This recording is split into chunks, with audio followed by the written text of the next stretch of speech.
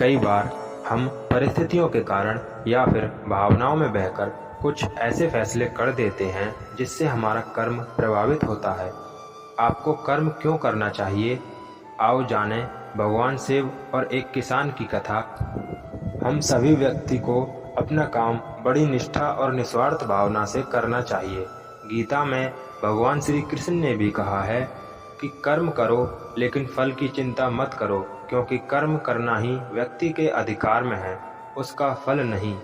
कई बार हम परिस्थितियों के कारण या फिर भावनाओं में बहकर कुछ ऐसे फैसले कर देते हैं जिससे हमारा कर्म प्रभावित होता है। पर भगवान शंकर पृथ्वीवासियों पर कुपित हो गए और माता पार्वती को साक्षी मानकर संकल्प किया कि जब तक पृथ्वीवासी नहीं सुधरेंगे तब तक वे शंख नहीं बजाएंगे।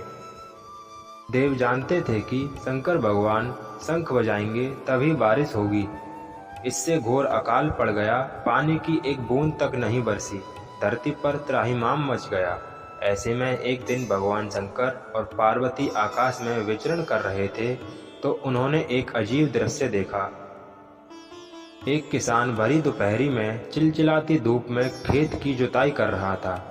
पसीने में नहाया हुआ मगर अपनी धुन में बहुत मगन, जमीन पत्थर की तरह सख्त हो गई थी, फिर भी वह जी तोड़ मेहनत कर रहा था।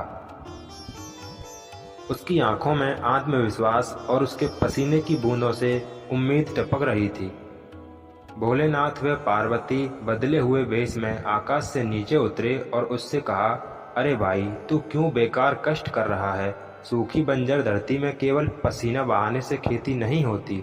किसान ने हल चलाते चलाते ही जवाब दिया, हाँ बिल्कुल ठीक कह रहे हैं श्रीमान आप, मगर हल चलाने का गुण भूल न जाऊं इसलिए मैं हर साल पूरी लगन के साथ जुताई करता हूँ। जुताई करना भूल गया तो केवल वर्षा से खेती हो सकेगी क्या? मेहनत का अपना ही परम आनंद है, मैं लोभ के लिए खेती नहीं करता। किसान की बात सुनकर महादेव को भी लगा कि मैं भी तो परमानंद की अनुभूति के लिए ही शंख बजाता हूँ। मुझे भी शंख बजाए हुए 1 बरस बीत गया, कहीं शंख बजाना भूल तो नहीं गया। उन्होंने तुरंत अपनी झोली से शंख निकाला और जोर से फूंका। चारों ओर बादल की घटाएं उमड़ पड़ी और बिजली चमकने लगी। जोरदार बारिश होने लगी।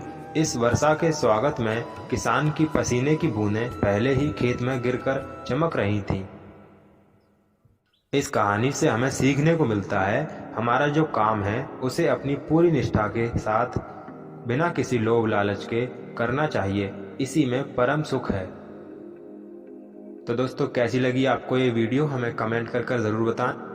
यदि आपको कहानी पसंद आई तो वीडियो को लाइक करें, शेयर करें।